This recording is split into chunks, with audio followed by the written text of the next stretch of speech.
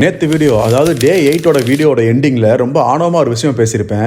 இந்த டே 9 எப்படி ஹேண்டில் பண்ணுறது நாளை காட்டுறேன். கடைசியில் டே 9 தான் என்னை வச்சு செஞ்சது.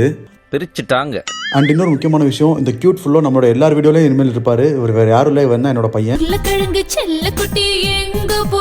கூட்டு போகிறதுக்கு தான் நான் இந்த ஊருக்கு வந்திருக்கேன் இப்போது.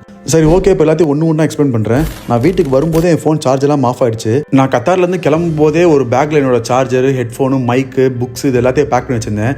அந்த பேக் என்னோட ட்ராலியில் இருக்குன்னு ரொம்ப கான்ஃபிடென்ட்டாக இருந்தேன். பட் பார்த்தா அந்த ட்ராலியில் அந்த பேக் இல்லை. அப்புறம் மைண்ட் ஃபக் ஆகி தூங்கிட்டேன். ஈவினிங் தான் எந்திரிச்சதும் என் பையனை வெளியே கூட்டு போகலான்னு சொல்லிட்டு வீட்டு பக்கத்தில் ஒரு பிளே ஏரியா இருக்குது, அங்கே கூட்டு போனேன். அங்கே கூட்டு போய் நல்லா விளையாட விட்டேன். 2 மாதம் கழிச்சு பார்க்கறனால எனக்கே கொஞ்சம் வளர்ந்துட்ட மாதிரி தெரியுறான். உண்மையில 2 மாதத்தில் இவனையும் பண்ணுற குடும்பத்தினத்தையும் ரொம்ப மிஸ் பண்ணேன். விளையாடி முடிச்சுட்டு தாகமாக இருக்குது, தண்ணி வேணும்னு கேட்டான். ஸோ பக்கத்தில் ஒரு ஸ்டால் இருந்துச்சு, அங்கே கூட்டு போயிட்டு வாங்கி கொடுத்தேன். அங்கே நடான லேஸு, ஜூஸ்னு எல்லா கிரமத்தையும் போட்டு டம்ப் பண்ணி வச்சிருந்தாங்க. இவனும் எதையும் கேட்டு அடம் பிடிக்கல.